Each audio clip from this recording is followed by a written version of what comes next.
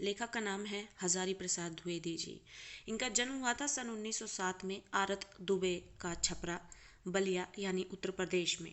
इनकी कुछ प्रमुख रचनाएं हैं अशोक के फूल, कल्पलता, विचार और वितर्क, कुटज, विचार प्रवाह, आलोक पर्व, प्राचीन भारत के कलात्मक विनोद, ये सभी निबंध संग्रह हैं। बाणभट्ट की आत्मकथा, चारुचंद्र लेख, पुनर्नवा, अनामदास का पोथा, ये सभी उपन्यास हैं।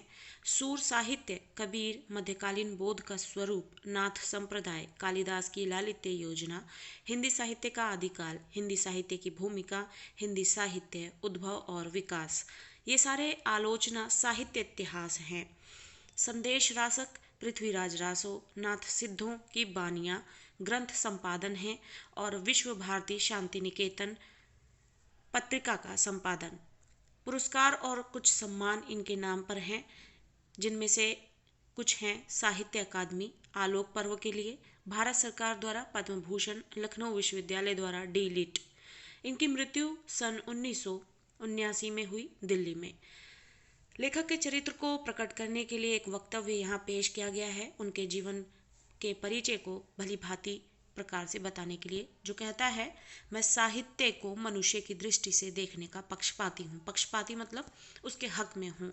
यानी जो लेखक हैं मैं वो कहते हैं, उनका ये विचार है कि वो साहित्य को मनुष्य की दृष्टि से देखना पसंद करते हैं, जो वाग जाल मनुष्य को दुर्गति, हीनता और प्रमुख अपेक्षिता से बचा ना सके। यानी वो बातें जो इंसान को परेशान और दुखी होने से ना बचा सके, जो उसकी आत्मा को तेज और दीप्त ना बना सके, जो उसके हृदय को पर दुख कातर और संवेदनशील ना बना सके, उसे साहित्य कहने में मुझे संकोच होता है।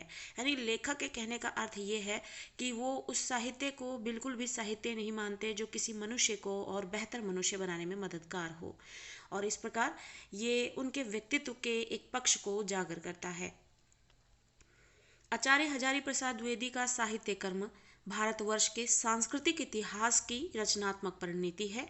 हिंदी, संस्कृत, प्राकृत, अपभ्रंश, बांग्ला आदि भाषाओं व उनके साहित्य के साथ इतिहास, संस्कृति, धर्म, दर्शन और आधुनिक ज्ञान विज्ञान की व्यापकता व गहनता में बैठकर उनका अगाध पांडित्य नवीन मानवतावादी सर्जना और आलोचना की क्षमता लेकर प्रकट हुआ है।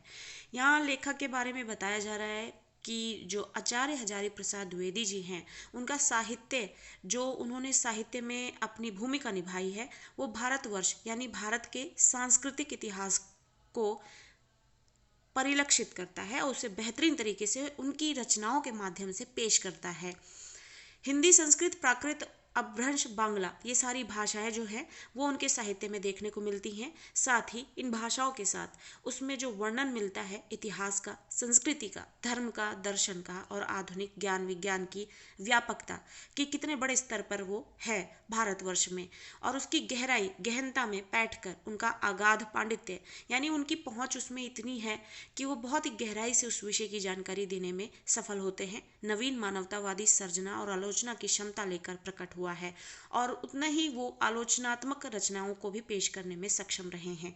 विज्ञान को बोध और पांडित्य की सहृदयता में ढालकर एक ऐसा रचना संसार हमारे सामने उपस्थित करते हैं, यानी वो ज्ञान को समझने लायक और पांडित्य यानी किसी भी विषय का ज्ञान इतना कि आप उसमें विद्वता हासिल कर रखे हो, पांडित्य हासिल कर रखे हो, उसको सहृदयता यानी हृदय से के साथ उसको इस तरीके से ढालकर हमारे सामने उन्होंने अपनी रचनाओं के माध्यम से पेश किया है, जो विचार को तेजस्विता यानी हमारे विचार में उत्साह आ सके उनकी रचनाओं को पढ़कर, ऐसा उनमें हमें भाव देखने को मिलता है उनकी रचनाओं में।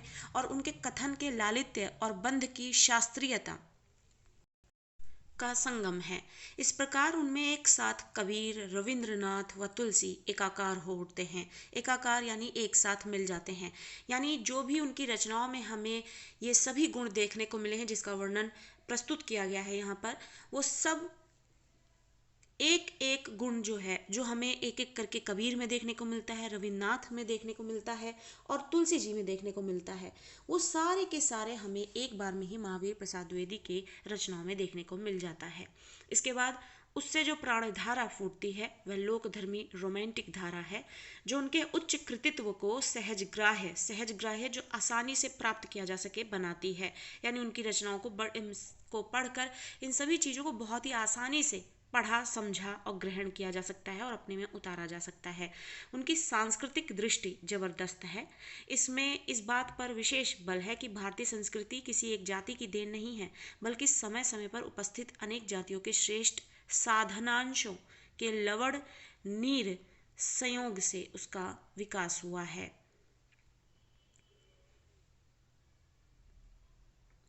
उसकी मूल चेतना विराट मानवतावाद है। विराट यानी बहुत विशाल, मानवतावाद है जिसके संस्पर्श से कला और साहित्य नहीं, ये संपूर्ण जीवन ही सौंदर्य व आनंद से परिपूर्ण हो उठता है।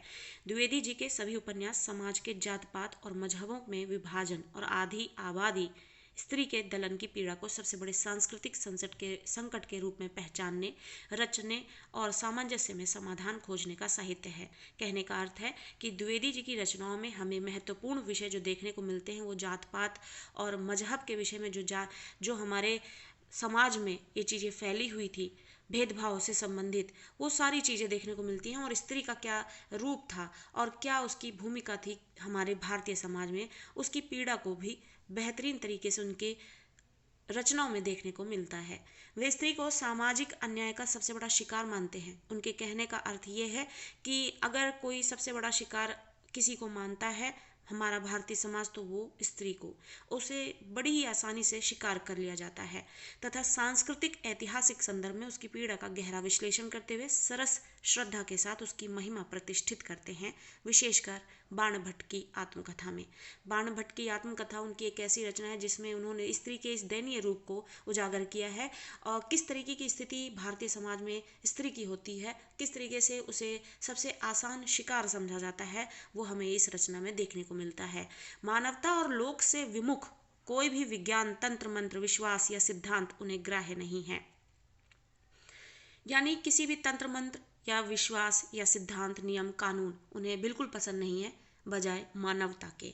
उन्हें मानवता पसंद है, इंसानियत पसंद है और मानव की जिजीविषा और विजय यात्रा में उनकी अखंड आस्था है। इसी से वे मानवतावादी साहित्यकार व समीक्षक के रूप में प्रतिष्ठित हैं।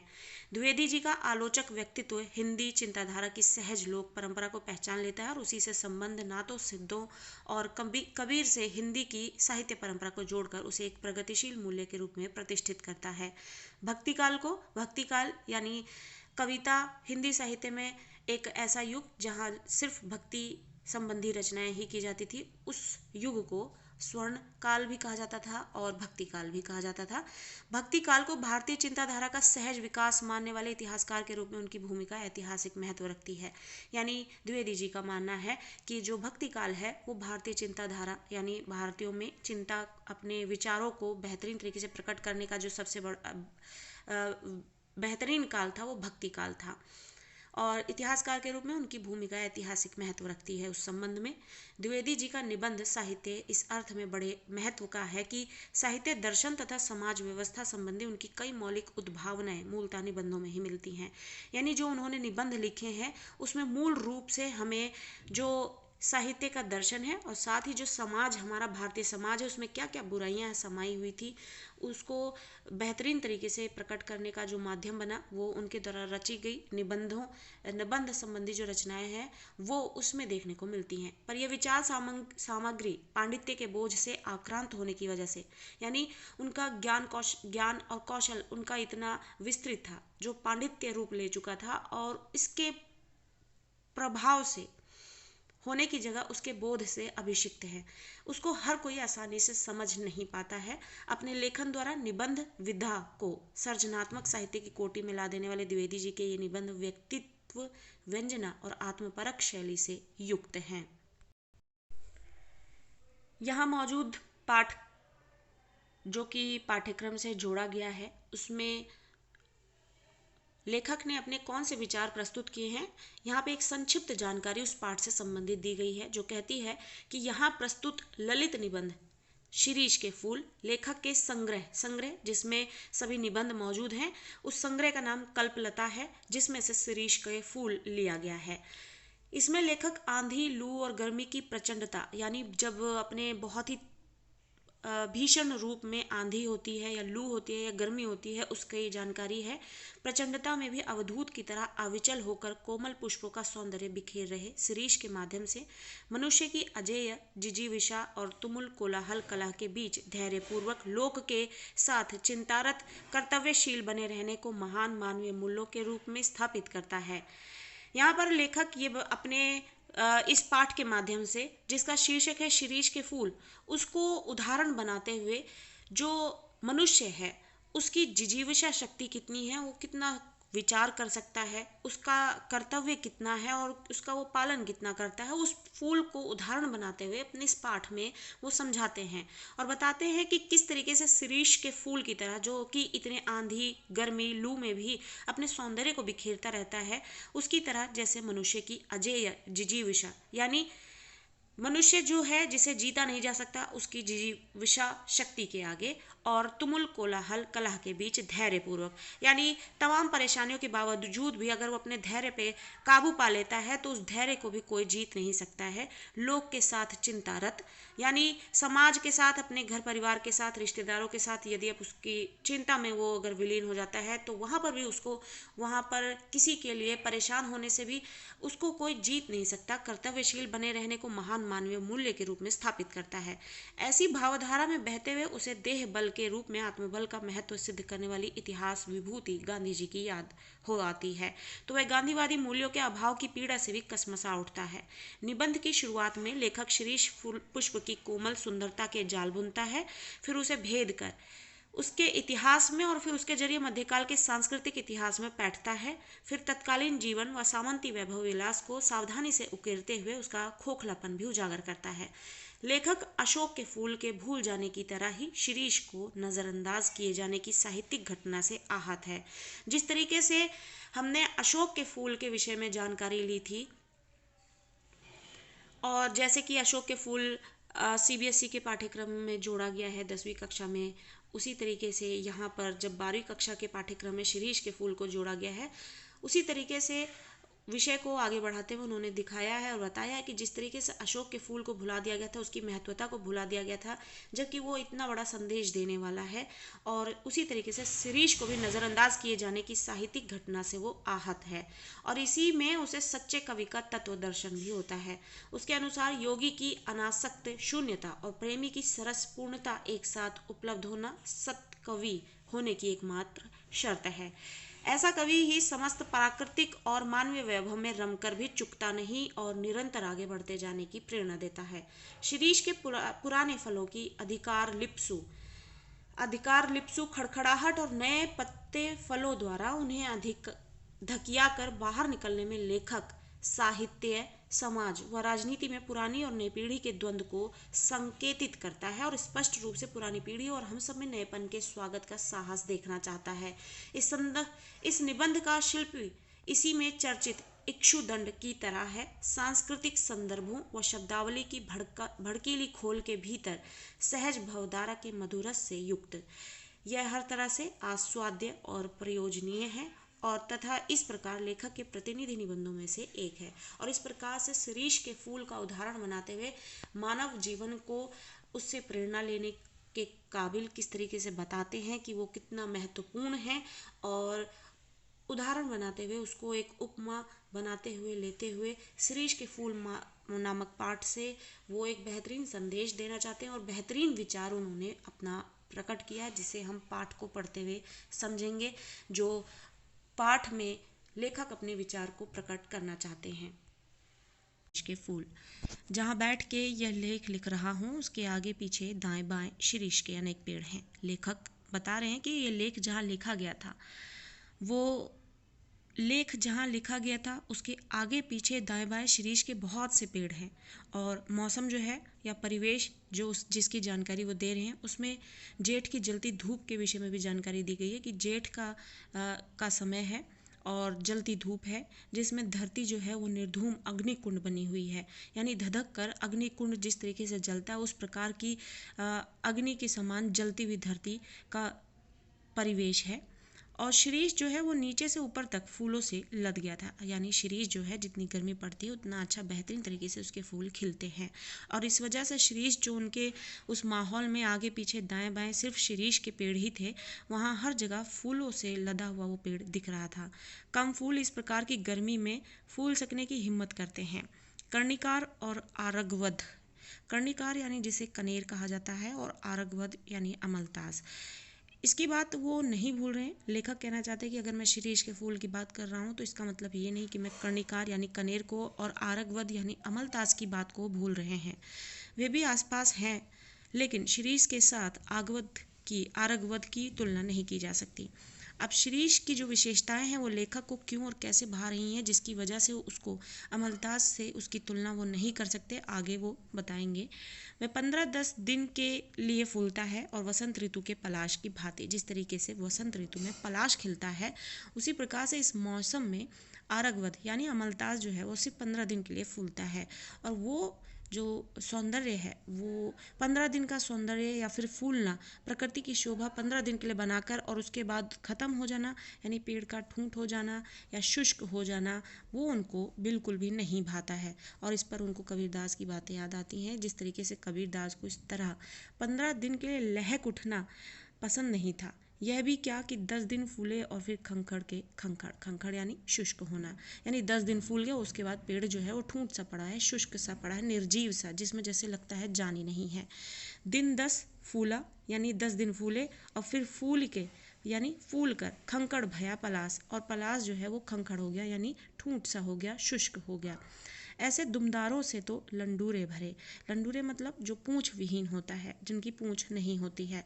तो जिन जानवरों की पूंछ नहीं होती है तो जिस तरीके से वो शोभा विहीन हो जाते हैं, तो उस तरीके से उदाहरण दिया जा रहा है कि ऐसे दुमदारों से तो लंडूरे भले, यानी फूल जो है तो वो है सिर्फ शिरीष का। वसंत के आगमन के साथ ही लहक उठता है और आषाढ़ तक जो निश्चित रूप से मस्त बना रहता है। यानी वसंत के आगमन पर शिरीष खिलना शुरू हो जाता है और आषाढ़ तक बिना रुके वो खिला रहता है। मन रम गया तो भरे भादों में भी निर्घात फूलता रहता है। यानी मन रमने की बात है, जिस तरीके से किसी का काम में किसी भी काम में मन लग जाता है तो उसको करने लग जाता है और बेहतरीन तरीके से करता है और उसका रुकने का मन नहीं करता। वैसे ही मौसम अगर बेहतरीन बना रहता है तो भादों में भी वो निर्घात यानी बिना किसी घात के, बिना किसी अवरोध के यूं ही फूलता रहता है। जब उमस से प्राण उबलता रहता है और लू से हृदय सूखता रहता है। यानी मौसम में कभी बहुत से बदलाव होने की वजह से कभी कभी उमस बन जाती है, यानी बहुत गर्मी है, बारिश हो गई तो उमस हो जाती है, या फिर लू चल रही है तो उसमें भी जब उमस से प्राण उबलते हैं और लू से हृदय सूखता है। एकमात्र शिरीष ही है जो कालजयी अवधूत की भांति जीवन की अजेयता का मंत्र प्रचार करता रहता है। यानी उस वक्त शिरीष ही है जो बिना किसी तरीके की परेशानी के अवधूत। अब यहाँ पर उदाहरण लेखक दे रहे हैं कि शिरीष की भूमिका कैसी है।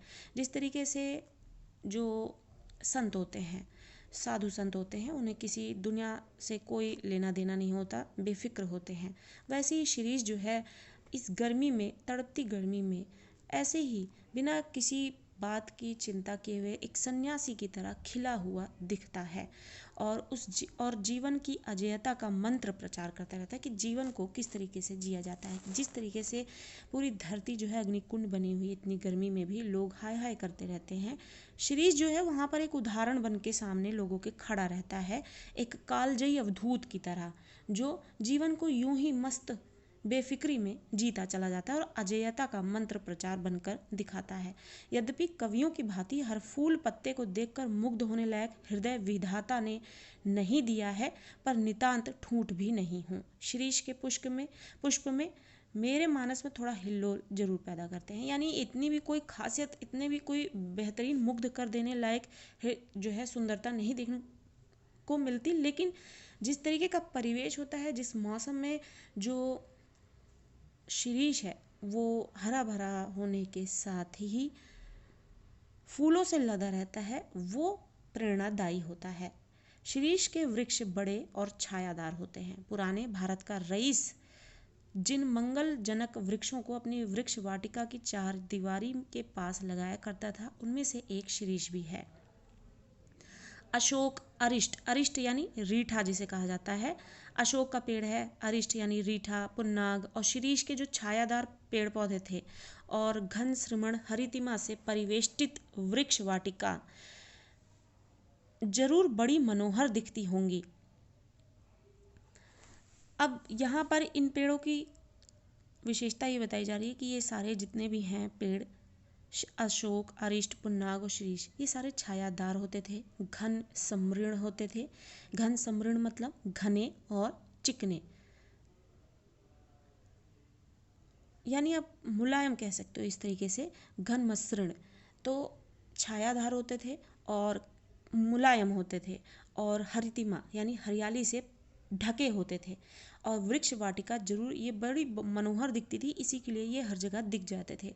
वात्स्यायन ने कामसूत्र में बताया है कि वाटिका के सघन छायादार वृक्षों की छाया में ही झूला, प्रेखा, दोला लगाया जाना चाहिए। यानी उनके अनुसार जो झूले होते हैं वो इन्हीं तरीके की जो छायादार वृक्ष होते हैं और इनसे जो वाटिका तैयार होती है उन्हीं में ये झूले लगाने चाहिए। यद्यपि पुराने कवि बकुल के पेड़ में ऐसी दोलाओं को, दोलाओं यानी झूलों को लगा देखना चाहते थे, पर शिरीष भी क्या बुरा है?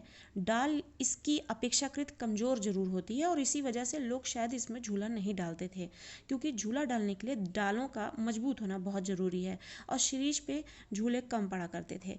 तो लेखक कहना चाहते क्या शिरीष इन मामलों में बुरा है? क्या उस पर झूले नहीं डाले जा सकते? हाँ, डाल जो है इसकी थोड़ी अपेक्षाकृत यानी इनके कंपैरिजन में इसकी डाल जो है थोड़ी कमज़ोर होती है, थोड़ी सी मुलायम होती है, पर उसमें झूलने वालियों का वजन भी तो बहुत ज़्यादा नहीं होता। यानी कहने का मतलब ये है लेखक का कि जो इस झूले में झूलती हैं उनके ही कौन से बहुत वजन होते हैं, या तो बच्चे झूलते हैं या तो औरतें झूलती हैं जिन जो इतने वजन वाली नहीं होती हैं, और इतना वजन उठाने की क्षमता जो है शिरीष की डालों में होता है।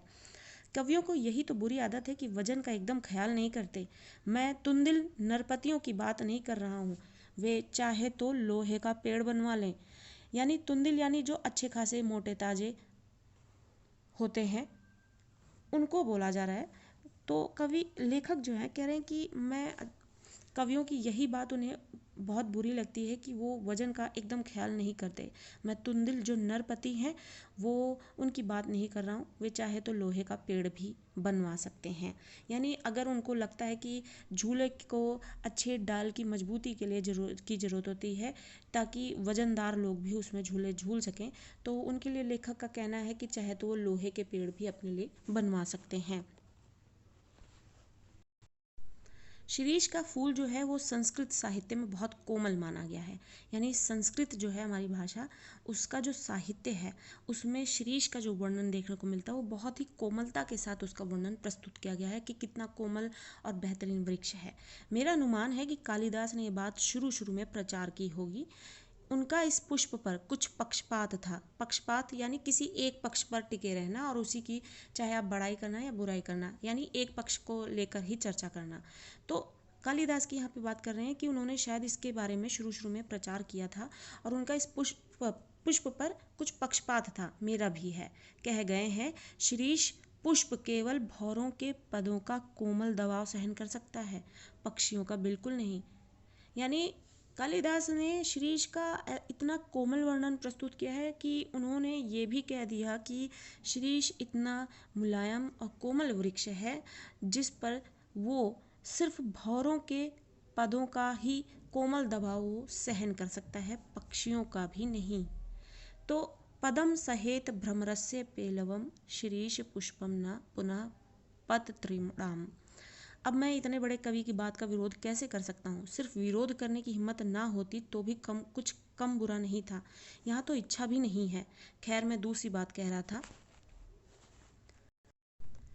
शिरीष की फूलों की कोमलता देखकर परवर्ती कवियों ने समझा कि उसका सब कुछ कोमल है। तो लेखक को ये बात बहुत बुरी लगी है कि संस्कृत साहित्य में जिस तरीके से शिरीष के जो पेड़ हैं उसको बहुत ही कोमल वर्णन मिला है, और जिस तरीके से कालिदास ने ये तक कह दिया है कि शिरीष का पेड़ जो है इतना कोमल होता है कि उस पर सिर्फ भंवरों का ही भार ढोने की क्षमता है। अपितु उस पे पक्षियों के आ जाने से भी वो उसका भार नहीं ढो सकता। और ये बात उन्हें कहीं ना कहीं बुरी लगी, और इसलिए वो बोलते हैं कि शीरीष के फूलों की कोमलता देखकर जो पिछले कवियों ने उसके विषय में जानकारी दी है या वर्णन प्रस्तुत किया है, उन्होंने उसको ज़रूरत से ज़्यादा ही कोमल समझ लिया है। ये भूल है। इसके फल इतने मजबूत होते कि नए फूलों के निकल आने पर भी स्थान नहीं छोड़ते। जब तक नए फल पत्ते मिलकर धकिया कर मतलब धकेल कर उन्हें बाहर नहीं कर देते, तब तक वे डटे रहते हैं। यानी जब नए फल फूल के गुच्छे आ जाते हैं और उनके गुच्छे होने की वजह से ही वो जब कमज़ोर पड़ जाते हैं, तभी पुराने फलों के जो उसमें अवशेष रह जाते हैं वो नीचे गिरते हैं। उनमें इतनी मजबूती होती है कि उनके फलों के जो अवशेष हैं वो भी पेड़ों को आसानी से नहीं छोड़ते। जब तक नए फल पत्ते मिलकर धकिया कर यानी धकेल कर उन्हें बाहर नहीं कर देते, तब तक वे डटे रहते हैं। वसंत के आगमन के समय जब सारी वन स्थली पुष्प पत्र से मरमरित होती रहती है, यानी बेजान हो जाते हैं, सबके पेड़ पत्ते जो है पीले होकर गिरने लग जाते हैं, शीरीष के पुराने फल बुरी तरह खड़खड़ाते रहते हैं। मुझे उनको देखकर उन नेताओं की बात याद आ जाती है जो किसी प्रकार ज़माने का रुख नहीं पहचानते और जब तक नई पौध के लोग उन्हें धक्का मारकर निकाल नहीं देते तब तक जमे रहते हैं। कहने का मतलब है, और लेखक ने बहुत ही बेहतरीन उदाहरण देकर और राजनीति को भी यहाँ पर सामने पेश किया है, जैसा कि हमने उनके जीवन परिचय में पढ़ा था कि किस तरीके से उनके लेख में हमें राजनीति का वर्णन भी मिलता है। उन्होंने एक उदाहरण ये दिया है कि जिस तरीके से सत्ता में जो पुराने नेता होते हैं जिनको सीनियर कहा जाता है, वो अब चाहे बेहतरीन तरीके से अपने काम कर रहे हो या गलत तरीके से कर रहे हो, लेकिन जब तक नए ज़माने के नेतागण आकर उनको धकिया कर उनकी जगह से नहीं निकालते, तब तक वो अपने पैर जमाए बैठे रहते हैं। उसी तरीके से जो शीरीष का पेड़ है उसमें भी यही हालत है कि उसके जो पुराने फल फूल के जो अवशेष होते हैं, जब तक उसमें नए फल फूल नहीं आ जाते और गुच्छों में और उसको धकिया कर नहीं निकलते, तब तक शीरीष के पेड़ों पर वो यूं ही लदे रहते हैं और इस तरीके से पुराने होकर गिरने की हालत में भी आ जाते हैं, लेकिन वो गिरते नहीं हैं और उसी में खड़खड़ाते रहते हैं। मैं सोचता हूँ कि पुराने की यह अधिकार लिप्सा, पुराने की अधिकार, पुराना मतलब किसी भी सेंस में, किसी भी आप जिस तरीके से उदाहरण दिया उन्होंने लेखक ने कि शीरीष के पौधे में एक गुच्छा आया, नया गुच्छा आया फल फूल का, तो उसने पुराना वाला जो है अपने अधिकार को की समाप्ति को पसंद नहीं करता। जिस तरीके से राजनीति में बैठे जो पुराने नेता हैं वो अपने अधिकार को ख़त्म होते नहीं देखना चाहते और पैर जमाए अपने बैठे रहते हैं जब तक नया वर्ग आकर उन्हें धकिया कर निकालता नहीं है। तो इसको अधिकार लिप्सा कहते हैं। अधिकार लिप्सा मतलब अपनी चाहतों को और अपने जो अधिकार है उनके, जो उनकी पावर है उसकी लालच, लिप्सा मतलब लालच। पुराने की यह अधिकार लिप्सा क्यों नहीं समय रहते सावधान हो जाती। जरा और मृत्यु, जरा यानी बुढ़ापा, जर्जर जो बुढ़ापा होता है वो, जरा और मृत्यु ये दोनों ही जगत के अपरिचित यानी जिन्हें पहचाना नहीं जाता और अति प्रमाणिक और बहुत ही प्रमाणिक सत्य है ये। यानी इससे कोई पहचान नहीं होती है लोगों की, किसका कैसा बुढ़ापा और किस तरीके का गुजरेगा या बुढ़ापा जो है कहाँ तक का जाएगा, ये कोई नहीं जानता, लेकिन ये प्रमाणिक होता है और ये सत्य भी होता है। तुलसीदास ने अफसोस के साथ इनकी सच्चाई पर मुहर लगाई थी। धरा को प्रमाण नहीं, तुलसी जो फरा सो झरा, जो बरा सो बुताना। यानी तुलसीदास ने एक कहावत कही थी कि अफसोस के साथ उन्होंने इसकी सच्चाई पर मुहर भी लगाई थी कि इस धरती को, धरा को प्रमाण यही, इस धरती का ये प्रमाणित हुआ है और देखा गया है और यही अनुभव है कि दास जी ने कहा है कि जो फरा है यानी जिसमें फल लगे हैं वो झड़े भी हैं और जो जला है उसको बुझना भी पड़ा है। मैं शीरीष के फूलों को देखकर कहता हूँ कि क्यों नहीं फलते ही समझ लेते कि बाबा की झड़ना निश्चित है। सुनता कौन है?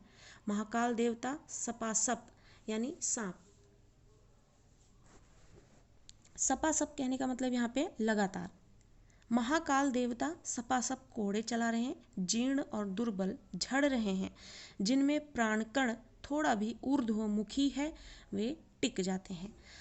यहाँ पर जो कवि अपना विचार पेश कर रहे हैं उसके कहने का ये मतलब है कि ये जो जीवन है वो नश्वर है, जो आया है जीवन में उसको एक न एक दिन ख़त्म होना ही है। यानी जिस तरीके से पेड़ में फल लगा है तो एक न एक दिन उसे झड़ना ही है, और जो जला है उसको एक न एक दिन बुझना पड़ा है। और इसी तरीके से आगे उदाहरण को और भी बेहतरीन तरीके से समझाते हुए कहते हैं कि मैं शिरीष के फूलों को देखकर ये सोचता हूँ कि क्यों नहीं फलते ही, यानी जब इसमें फल और फूल लगने लगते हैं तो ये समझ लेते कि एक दिन हमें झड़ना भी है। जिस तरीके से वो उसी में लिपटे रहते हैं और जब तक नए आकर उन्हें धकेला कर गिराते नहीं, तो ये फलते ही ये क्यों नहीं समझ लेते कि हमें एक दिन झड़ना भी है। तो ये आम इंसान को भी, आम आदमी को भी एक संदेश है इसके माध्यम से कि अगर वो जीवन उसको मिला है तो एक दिन मृत्यु का भी सामना उसे करना ही है। पर सुनता कौन है, यानी इस बात को समझता ही कौन है आखिर। महाकाल देवता, महाकाल देवता का मतलब ईश्वर की बात कह रहे हैं कि वो लगातार अपने कोड़े चला रहे हैं। जीर्ण और जो दुर्बल हैं, यानी जो थोड़े कमज़ोर हैं, वो उनके कोड़ों से तुरंत झड़ जा रहे हैं। लेकिन जिनमें अभी भी थोड़े से प्राण बच जाते हैं, वो अभी भी इस सच को स्वीकार नहीं करते और फिर भी वो टिके रहने की कोशिश में लगे रहते हैं। दुरंत प्राणधारा और सर्वव्यापक काल अग्नि का संघर्ष निरंतर चल रहा है। यानी जो जीवन है और जो काल अग्नि है, जो अपने आघात से, अपने प्रकोप से लोगों पर प्रहार करती है, ये निरंतर जीवन भर ये संघर्ष चलता ही रहता है।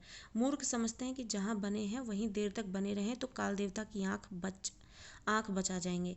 यानी जो लोग जीवन मरने से डरते हैं, मृत्यु का सामना करने से डरते हैं, वो मूर्ख हैं और वो ये समझते हैं कि जब तक अभी जिंदगी है तब तक ऐसा वो मानते हैं कि वो ईश्वर को भी धोखा दे जाएंगे। भोले हैं वे हिलते डुलते रहो, स्थान बदलते रहो, आगे की ओर मुंह किए रहो तो कोड़े की मार से बच भी सकते हो, जमे कि मरे। कहने का मतलब ये है कि अगर अपने जीवन में कार्यशीलता बनी रही, कर्मठता बनी रही, यदि अगर आप अपने जीवन में हमेशा आगे बढ़ते रहने की कर्मठता को बनाए रखे रहते हो तब तो ठीक है। अगर किसी एक जगह पर जमे रहे तो समझ लीजिए कि जमे कि मरे। तो ये जीवन का एक संदेश देना चाह रहे हैं शिरीष के माध्यम से कि प्रत्येक व्यक्ति को, जीव को, प्राणी को, या इस जो भी धरती पे मौजूद है उसको इस सच को स्वीकार कर लेना चाहिए कि जो जीवन जिसे मिला है उसको एक दिन उस जीवन को ख़त्म भी करना है और उसकी व्यापकता को समझ भी लेना चाहिए। ये कि हिलते डुलते रहें, स्थान को बदलते रहें, आगे की ओर मुख करते रहें, यानी अपने जीवन में आगे बढ़ने की जो कामना है उसको बनाए रखें तो जीवन जो है उसकी नश्वरता में थोड़ी कमी लाई जा सकती है। लेकिन अगर आप एक ही जगह जमे रह गए तो समझ लीजिए कि जीवन का अंत भी निश्चित है। आगे लेखक कहते हैं कि एक बार मुझे मालूम होता है कि यह शिरीष एक अद्भुत अवधूत है। दुख हो या सुख वह हार नहीं मानता, न उद्धव का लेना न माधव का देना। यानी अब लेखक जो है यहाँ पर एक बात कहते हैं और बड़ी बात कहते हैं। अपने अनुभवों के आधार पर ये कहते हैं कि शिरीष जो है उन्हें एक अवधूत लगता है, यानी साधु संत के समान, जिसे दुनिया जमाने से कोई लेना देना नहीं होता। दुख हो या सुख हो वह हार नहीं मानता, न उद्धव का लेना न माधव का देना। ना उद्धव का लेना यानी उद्धव की बात हो रही है, और माधव यानी श्री कृष्ण की बात हो रही है। ना उद्धव का लेना और ना माधव का देना हुआ। तो इस तरीके का सा जो जीवन है शिरीष का मुझे उसकी तरह दिखता है, समानांतर दिखता है। जब धरती और आसमान जलते रहते हैं तब भी यह हजरत यानी श्रीमान, यानी जैसे हम किसी भी जिसके लिए हम इंग्लिश में कहते हैं मिस्टर और हिंदी में कहते हैं श्रीमान, तो इज्जत अफजाई में भी के लिए भी प्रयोग किया जाता है, कभी कभार व्यंग्य के लिए भी किया जाता है। तो उस तरीके से लेखक कह रहे हैं कि जब धरती और आसमान जलते रहते हैं तब भी ये हजरत यानी श्रीमान ना जाने कहाँ से अपना रस खींचते रहते हैं। इतनी गर्मी में भी जब शिरीष के फूल खिलते रहते हैं, धरती आसमान सभी जलते रहते हैं। जब धरती पर प्रत्येक जीव और प्राणी जो है हाय हाय करता रहता है और गर्मी से तड़पता है, तब ये शिरीष का जो पेड़ है और जो उसके फूल हैं जो इस तरीके से खिलते रहते हैं, ना जाने ये अपना रस कहाँ से खींचते रहते हैं, जो इस प्रकार से जीते हुए दिखते हैं। मौज में आठों याम मस्त रहते हैं। एक वनस्पति शास्त्री ने मुझे बताया है कि यह उस श्रेणी का पेड़ है जो वायुमंडल से अपना रस खींचता है। जरूर खींचता होगा, नहीं तो भयंकर लू के समय इतने कोमल और तंतु जाल और ऐसे सुकुमार केसर को कैसे उगा सकता था। कहने का मतलब ये है लेखक का कि जिस प्रकार से कालिदास ने वर्णन किया था संस्कृत साहित्य में कि बहुत ही कोमल वृक्ष है जिस पे झूला भी नहीं डाला जा सकता, वही कोमल वृक्ष इतनी गर्मी में, जो एक वनस्पति शास्त्री के कहने के अनुसार वो वातावरण वातावरण से अपना रस खींचता है अपने आप को इस तरीके से जीवित रखने के लिए, तो ये इतना मुलायम तंतु जाल और इस प्रकार का काम करे तो ये अचंभे की बात लगती है। तो जब वनस्पति शास्त्री ने एक बार उन्हें ये बताया कि ये उस श्रेणी का पेड़ है जो वायुमंडल से अपना रस खींचता है, जरूर खींचता होगा, लेखक ने ऐसा सोचा, नहीं तो इतनी भयंकर लू में भी इतने कोमल तंतु जाल और ऐसे सुकुमार सुकुमार जो बहुत ही कोमल होते हैं, नाजुक होते हैं, केसर को कैसे उगा सकता था। अवधूतों के मुंह से ही संसार की सबसे सरस रचनाएं निकली हैं। कबीर बहुत कुछ इस शिरीष के समान ही थे, मस्त और बेपरवाह। शिरीष जैसे कि मस्त और बेपरवाह है, उसे जमाने से कोई लेना देना नहीं है। इतनी कड़कती और तड़पाती हुई गर्मी में भी वो किस प्रकार से खिला हुआ है, लोगों को संदेश दे रहा है और प्रेरणा का स्रोत बना हुआ है, और अवधूतों की तरह, साधु संतों की तरह मस्त है और बेपरवाह है, जिस प्रकार से कबीरदास थे, पर सरस थे और मादक थे। सरस यानी बहुत ही सरल, और मादक जो कि मोह ले अपने क्रियाकलापों से। कालिदास भी जरूर अनासक्त योगी रहे होंगे, अनासक्त जो अपनी ओर आकर्षित कर ले। तो कालिदास भी जो है, उनको लगता है कि कालिदास भी जरूर ऐसे होंगे जो अनासक्त योगी रहे होंगे, जो अपनी ओर हर किसी को आकर्षित कर लेते थे। शिरीष के फूल फक्कड़ाना मस्ती से ही उपज सकते हैं, और मेघदूत का काव्य उसी प्रकार के अनासक्त आकर्षण से अनाविल उन्मुक्त हृदय में उमड़ सकता है। तो इसी तरीके से वो कहते हैं, लेखक कहते हैं, जो कालिदास भी जो है वो जरूर जो है आसक्त करने वाले योगी रहे होंगे, तभी वो शिरीष के फूल के समान फक्कड़ मस्ती से ही उपज सकते हैं। तो उसी प्रकार से मेघदूत भी जो है कालिदास से उपजा है। और अनासक्त, अनाविल, अनासक्त यानी जिनके आकर्षण से, जो अनाविल मतलब जो स्वच्छ हो, निर्मल हो, उस हृदय से इस तरीके की रचनाएं ही उमड़ सकती हैं, मेघदूत के समान। जो कभी अनासक्त नहीं रह सकता, जो फक्कड़ नहीं बन सका, जो किए कराए का लेखा जोखा मिलाने में उलझ गया, वह भी क्या कवि है। यानी कहने का मतलब ये है कि जो कवि आम इंसानों की तरह परेशान है और लेखा जोखा रखने में बिजी है और व्यस्त है एकदम से और आसक्त है चीज़ों में, तो वो इस तरीके से एक बेपरवाह जीवन जीते हुए और अपने क्रियाकलापों से अपनी और लोगों को आकर्षित करने वाला, और जो निर्मल हृदय है, उन्मुक्त हृदय, जो आज़ाद हृदय है जिसमें इतने बेहतरीन विचार आ सकते हैं, जिससे इतनी बड़ी बड़ी रचनाएं हो सकती हैं, अगर वो इस प्रकार का नहीं है तो क्या वो कोई कवि हो सकता है कहलाने लायक। कहते हैं कर्नाट यानी कर्नाटक को पहले कर्नाट कहा जाता था, यहाँ पर कर्नाट का मतलब है कर्नाटक। कहते हैं कर्नाट राज की प्रिया विज्जिका देवी ने गर्वपूर्वक कहा था एक बार कि एक कवि ब्रह्मा थे, दूसरे वाल्मीकि और तीसरे व्यास थे। एक ने वेदों को दिया, दूसरे ने रामायण को और तीसरे ने महाभारत को दिया। इनके अतिरिक्त और कोई यदि कवि होने का दावा करे तो मैं कर्नाट राज्य की प्यारी रानी उनके सिर पर अपना बायां चरण रखती हूँ। तेषाम मूर्घिन ददामी वाम चरण कर्नाट राजप्रिया। मैं जानता हूँ कि इस उपालंब से दुनिया का कोई कवि हारा नहीं है, पर इसका मतलब ये नहीं है कि कोई लजाया नहीं तो उसे डांटा भी ना जाए। यानी कहने का मतलब ये है कि अगर किसी चीज़ का एहसास सामने वाला नहीं कर रहा है तो उसे एहसास ना भी कराया जाए, तो इसलिए ज़रूरी नहीं है। पर मैं कहता हूँ कवि बनना है मेरे दोस्तों तो फक्कड़ बनो। और क्योंकि ये पाठ जो है शिरीष को लेकर है, और शिरीष का जो व्यवहार है, जो उसकी प्रकृति है, वो लोगों के लिए प्रेरणा का स्रोत है। और जो शिरीष है वो अपने फक्कड़पने की वजह से ही इस धधकती लू में भी और तड़पाती हुई गर्मी में भी किस प्रकार से फूलों से लदा रहता है, ये एक प्रेरणा देता है। तो इसी प्रकार से वो ये शिरीष से प्रेरणा लेने के लिए कहते हैं, और कहते हैं कि अगर कवि बनना है अपने जीवन में तो कवि को इसी प्रकार से फक्कड़ होना पड़ेगा, जिसे दुनिया जमाने का कोई होश ना हो, उससे कोई मतलब ना हो, किसी चीज़ से आसक्त ना हो, यानी उसे किसी चीज़ से लगाव ना हो, मोह माया से दूर हो, परे हो, तभी वो एक बेहतरीन कवि बनने के लायक हो सकता है, और तभी किसी कवि के मन में बेहतरीन विचार आते हैं और जो एक बड़ी और कालजयी रचनाएं रच जाते हैं। शिरीष की मस्ती की ओर देखो, लेकिन अनुभव ने मुझे बताया है कि कोई किसी की सुनता नहीं, मरने दो। यानी ये जमाना है और जमाने का अनुभव है कवि लेखक का, जो ये बताता है कि जमाने को कितना भी ज्ञान दे दो, लेकिन कोई सुनने को तैयार नहीं होता, हर कोई अपने मन की करता है, और जो सत्य है, जो यथार्थ है, वो उससे भागता रहता है। तो मरने दो, यानी छोड़ दो उन बातों को। कालिदास वजन ठीक रख सकते थे, क्योंकि वे अनासक्त जो किसी भी मोह माया में नहीं पड़ते, क्योंकि वे अनासक्त योगी की स्थिर प्रज्ञता मतलब जो विद्वता स्थिर रहे, एक ही जगह अपने ज्ञान को, जो अपनी बुद्धि को की अवस्था को बनाए रखने में सक्षम हो और अपनी विद्वता को बढ़ा सकता हो, तो उसको स्थिर प्रज्ञता बोलते हैं। प्रज्ञता मतलब विद्वता, और स्थिर मतलब जो आपकी विद्वता में स्थायित्व है।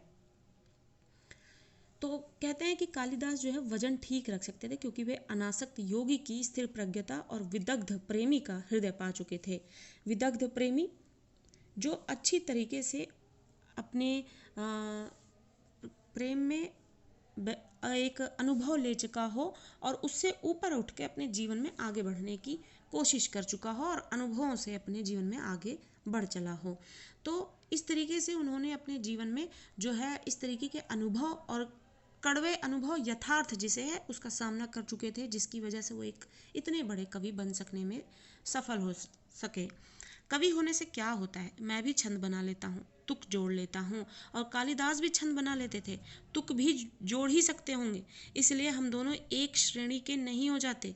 यानी कि अगर मैं भी कविता लिख लेता हूँ तो मैं कालिदास नहीं हो जाऊँगा। पुराने सहृदय ने किसी ऐसे ही दावेदार को फटकारते हुए कहा था, वयमपि कवयः कवयस्ते कालिदासद्य। मैं तो मुग्ध और विस्मय विमूढ़ होकर कालिदास के एक एक श्लोक को देखकर हैरान हो जाता हूँ। अब इस शिरीष के फूल का ही एक उदाहरण लीजिए। शकुंतला बहुत सुंदर थी, सुंदर क्या होने से कोई हो जाता है? यानी सिर्फ बाहरी सुंदरता ही मायने रखती है, लेखक के कहने का ये मतलब है। यानी बाहरी सुंदरता ही जरूरी नहीं होती है। अब जिस तरीके से लेखक ने अपने विषय में और कालिदास के विषय में ये बात कही कि कालिदास भी कविता लिख लेते हैं, छंद बना लेते हैं, तुक जोड़ लेते हैं, मैं भी ये कर लेता हूँ, तो क्या मैं कालिदास हो जाऊँगा? उनकी जैसे अनुभव जीवन में जो उन्होंने पाए और जो उनकी जिस तरीके से वो एक अनासक्त योगी के समान थे, या जो उनके अनुभव थे, उनकी जो विद्वता थी, क्या मुझ में वो हो सकती है? उसी प्रकार से शकुंतला के सुंदर होना और शिरीष के सुंदर होना क्या एक समान बात हो सकती है?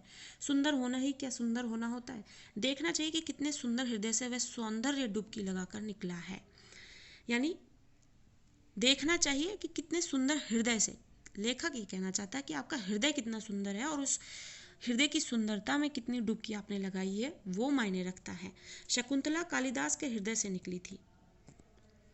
विधाता की ओर से कोई कार्पण्य नहीं था, कवि की ओर से भी नहीं। तो इसलिए सुंदरता क्या हुई, वो कृपणता के आधार पर नहीं तौली जा सकती। तो विधाता की ओर से वो कोई कृपा नहीं थी, कवि की ओर से भी नहीं थी। राजा दुष्यंत भी अच्छे भले प्रेमी थे, उन्होंने शकुंतला का एक चित्र भी बनाया था, लेकिन रह रहकर उनका मन खींच उठता था। कहीं ना कहीं कुछ छूट गया है। बड़ी देर के बाद उन्हें समझ में आया कि शकुंतला के कानों में वे उस शीर्ष पुष्प को देना भूल गए हैं, जिसके केसर गंड स्थल तक लटके हुए थे। गंड स्थल मतलब गाल तक, ये जो हमारे गाल हैं वहाँ तक उनका लटकना जो है उसको यहाँ पर दृष्टिगत करा रहे हैं लेखक, कि किस तरीके से उनके गालों तक जो है वो लटके हुए हैं और रह गया है शरद चंद्र की किरणों के समान कोमल और शुभ्र मृणाल का हार। तो इस तरीके से वो फिर भी कहीं ना कहीं जो संसार की मोह माया में उसी प्रकार उलझे हुए थे, उन्होंने उसको पीछे छोड़ के अपने जीवन में आगे नहीं बढ़ना चाहा और ना ही वो बढ़ पाए। तो इसी के लिए हर कोई जो है वो एक दूसरे के बराबर नहीं आका जा सकता। कालिदास सौंदर्य के बाह्य कालिदास सौंदर्य के बाह्य आवरण को भेद कर उसके भीतर तक पहुंच सकते थे। यानी कालिदास में ऐसी खूबियां थी जिसकी वजह से वो कालिदास थे। यानी वो बाहरी आवरण से अंदर की सुंदरता को आंक लेते थे। दुख हो कि सुख, वे अपना भावरस उस अनासक्त कृपीवल की भांति खींच लेते थे। कृपीवल मतलब किसान, जैसे कि जो मिट्टी की गुणवत्ता है उसको जांच कर कृषि किस प्रकार से फसल उगाकर उसमें से अनाज की पैदावार करता है, उसके समान वो भीतर की गुणवत्ता को पहचान कर उसको निकाल लेते थे। जो निर्दलित इक्षुदंड, इक्षुदंड मतलब जो गन्ने होते हैं उनको कहा जाता है, से रस निकाल लेता है। कालिदास महान थे क्योंकि वे अनासक्त रह सके थे। अनासक्त यानी उन्होंने मोह माया के जाल से अपने आप को मुक्त कर लिया था। कुछ इसी श्रेणी की अनासक्ति आधुनिक हिंदी कवि सुमित्रा नंदन पंत में भी है। कविवर रविंद्रनाथ में भी ये अनासक्ति थी। एक जगह उन्होंने लिखा था कि राजोद्यान का सिंह द्वार कितना ही अभ्रभेदी क्यों ना हो, उसकी शिल्पकला कितनी ही सुंदर क्यों ना हो, वह ये नहीं कहता कि हम में आकर ही सारा रास्ता समाप्त हो गया। असल गंतव्य यानी रास्ता, गंतव्य मतलब रास्ता, असल रास्ता गंतव्य स्थान जो है उसे अतिक्रम करने के बाद ही है, यही बताना उसका कर्तव्य है। फूल हो या पेड़, वह अपने आप में समाप्त नहीं है, वह किसी अन्य वस्तु को दिखाने के लिए उठी हुई अंगुली है, वह इशारा है। शिरीष तरु सचमुच पक्के अवधूत, अवधूत मतलब साधु संत की भांति मेरे मन में ऐसी तरंगे जगा देता है जो ऊपर की ओर उठती ही रहती हैं, यानी मुझे आगे ही बढ़ाती, मुझे मेरे विचारों के साथ। इस चिलकती धूप में इतना इतना सरस वह कैसे बना रहता है? क्या ये बाह्य परिवर्तन, धूप, वर्षा, आंधी, लू अपने आप में सत्य नहीं है? हमारे देश के ऊपर से जो ये मार काट, अग्निदाह, लूटपाट, खून खच्चर का बवंडर बह गया है, उसके भीतर भी क्या स्थिर रहा जा सकता है? शिरीष रह सका है। यानी जिस तरीके से हमारे देश में लोगों के हृदय में प्रेम है या नहीं, लेकिन बाहर जो है मार काट, अग्निदाह, लूटपाट है, इस तरीके के इस माहौल में क्या रहा जा सकता है? लेकिन शिरीष जो है रह रहा है। कैसे? इतनी धधकती चिलकती गर्मी में भी वैसे ही जैसे माहौल मानव को मिला हुआ है, लेकिन वो परेशान है, लेकिन शिरीष जो है उसी माहौल को चीरता हुआ अपने आप को जीवन में आगे बढ़ाता हुआ दिख रहा है और लोगों को प्रेरणा का स्रोत बनकर उसके सामने खड़ा है। शिरीष रह सका है, अपने देश का एक बूढ़ा रह सका था। क्यों, मेरा मन पूछता कि ऐसा क्यों संभव हुआ? क्योंकि शिरीष भी अवधूत है। तो जो हल निकला है परेशानियों का, लेखक ने निकाला है शिरीष से प्रेरणा लेकर, यह कि इंसान अवधूत बनकर ही जी सकता है और जीवन की समस्याओं से जो है उबर सकता है। अवधूत यानी जो साधु संत है, जो बेखौफ है, जो संसार से और मोह माया से अलग है, बेखौफ है, अक्खड़ है। शिरीष वायुमंडल से रस खींचकर इतना कोमल और इतना कठोर है, गांधी भी वायुमंडल से रस खींचकर इतना कोमल और इतना कठोर हो सके थे। मैं जब जब शिरीष की ओर देखता हूँ तब तब हूक उठती है, हाय वह अवधूत आज कहाँ है।